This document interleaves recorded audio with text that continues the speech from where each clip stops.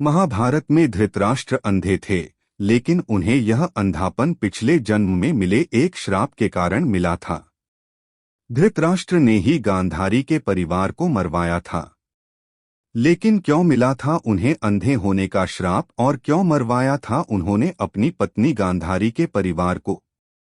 आइए जानते हैं धृतराष्ट्र से जुड़ी कुछ ऐसी ही खास बातें। भीम ने धृतराष्ट्र के प्रिय पुत्र दुर्योधन और दुःशासन को बड़ी निर्दयता से मार डाला था। इस कारण धृतराष्ट्र भीम को भी मार डालना चाहते थे। जब युद्ध समाप्त हो गया तो श्रीकृष्ण के साथ युधिष्ठिर, भीम, अर्जुन, नकुल और सहदेव महाराज धृतराष्ट्र से मिलने पहुंचे। युधिष्ठिर ने धृतराष्ट्र को प्रणाम किया और सभी पांडवों ने अपने अपने नाम लिए प्रणाम किया। श्रीकृष्ण महाराज के मन की बात पहले से ही समझ गए थे कि वे भीम का नाश करना चाहते हैं। धृतराष्ट्र ने भीम को गले लगाने की इच्छा जताई तो श्रीकृष्ण ने तुरंत ही भीम के स्थान पर भीम की लोहे की मूर्ति आगे बढ़ा दी। धृतराष्ट्र बहुत शक्तिशाली थे।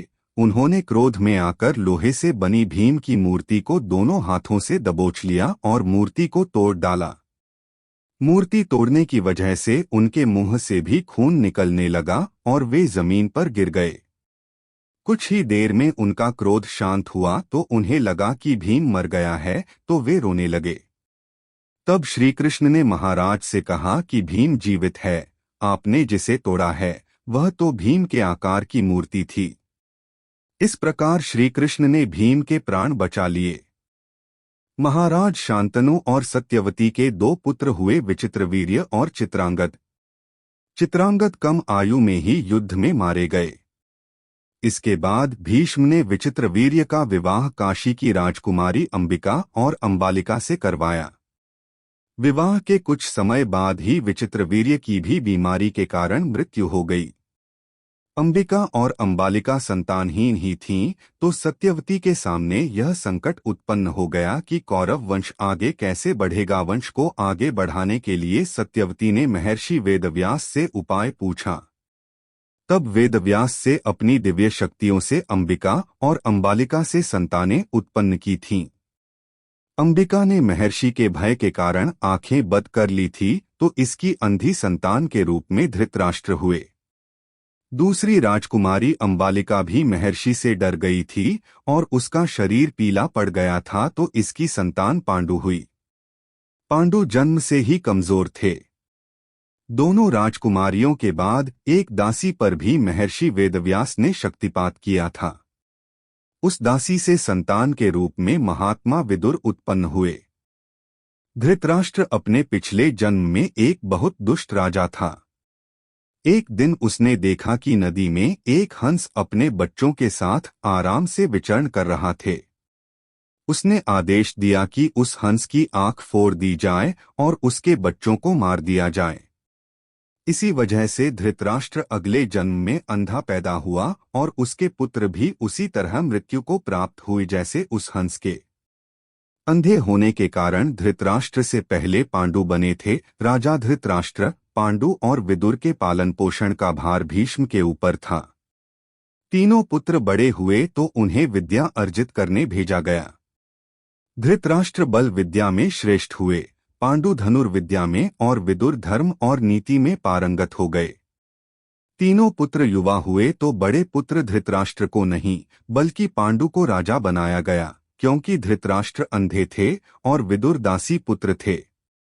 पांडु की मृत्यु के बाद धृतराष्ट्र को राजा बनाया गया।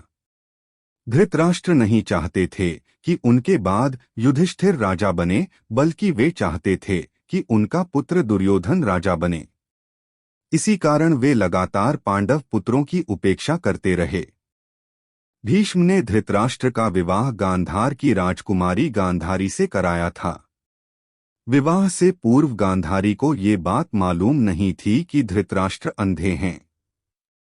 जब गांधारी को ये बात मालूम हुई तो उसने भी अपनी आंखों पर पट्टी बांध ली। अब पति और पत्नी दोनों अंधे के समान हो गए थे। धृतराष्ट्र और गांधारी के 100 पुत्र और एक पुत्री थी। दुर्योधन सबसे बड़ा और सबसे प्रिय पुत्र था। दुर्योधन के प्रति धृतराष्ट्र को अत्यधिक मोह था। इसी मोह के कारण दुर्योधन के गलत कार्यों पर भी वे मौन रहे। दुर्योधन की गलत इच्छाओं को पूरा करने के लिए भी हमेशा तैयार रहते थे। यही मोह पूरे वंश के नाश का कारण बना। धृतराष्ट्र का विवाह गांधार देश की गांधारी के साथ हुआ था।